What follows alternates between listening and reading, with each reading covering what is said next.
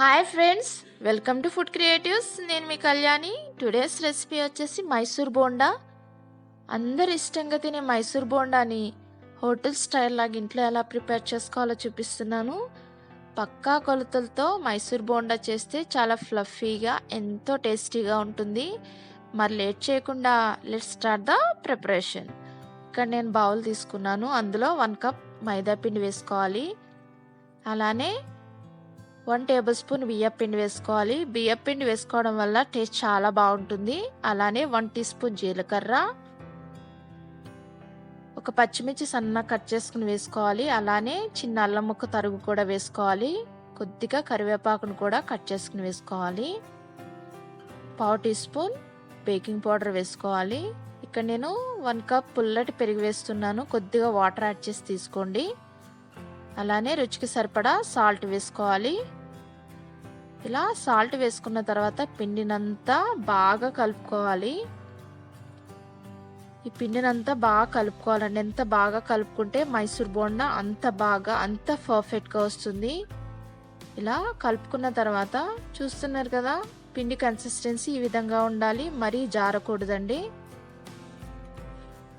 ఇలా కలుపుకున్న తర్వాత మూత పెట్టేసి 1 అవర్ పాటు పక్కన పెట్టేసుకోవాలి. 1 అవర్ అయిపోయింది కదా,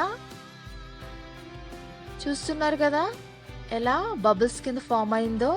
ఇలా ఫామ్ అయితే మైసూర్ బోండా ఫ్లఫీగా చాలా బాగా వస్తుంది. మరొకసారి పిండినంతా బాగా కలుపుకోవాలి. ఇలా కలుపుకున్న తర్వాత స్టవ్ మీద కడాయి పెట్టుకుని వేగించుకోవడానికి సరిపడా ఆయిల్ వేసుకోవాలి. ఆయిల్ వేడెక్కింది కదా, ఈ పిండినంతా ఆయిల్లో బోండాల కింద వేసుకోవాలి.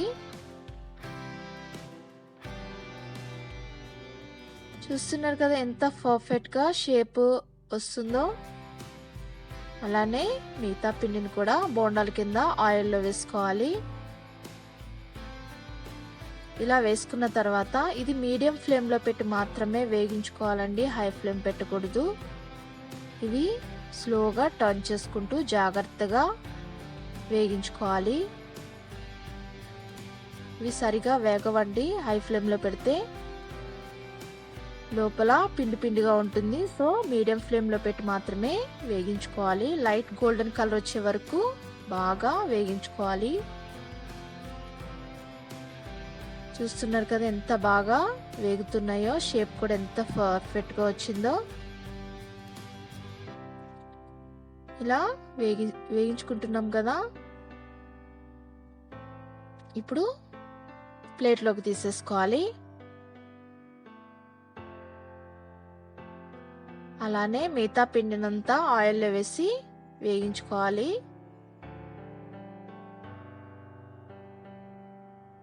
చూస్తున్నారు కదా హోటల్ స్టైల్ లాగా ఎంత బాగా వచ్చినాయో మైసూర్ బోండా. మిగతా పిండిని కూడా అలానే ఆయిల్లో వేసి వేగించేసుకోవాలి.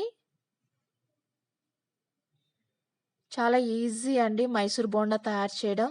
చాలా టేస్టీగా ఉంటుంది ఇలా ప్రిపేర్ చేసుకుంటే.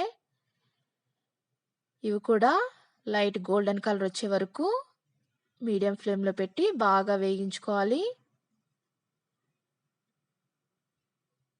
వీటిని ప్లేట్లోకి తీసేసుకోవడమే. ఇది పల్లి చట్నీతో తింటే చాలా బాగుంటాయండి మైసూర్ బోండా. మీరు కూడా ఇంట్లో ట్రై చేయండి. చాలా బాగుంటుంది. ఈ వీడియో మీకు నచ్చినట్లయితే లైక్ చేయండి, షేర్ చేయండి, సబ్స్క్రైబ్ చేసుకోవడం మాత్రం మర్చిపోకండి. Thank you for everyone.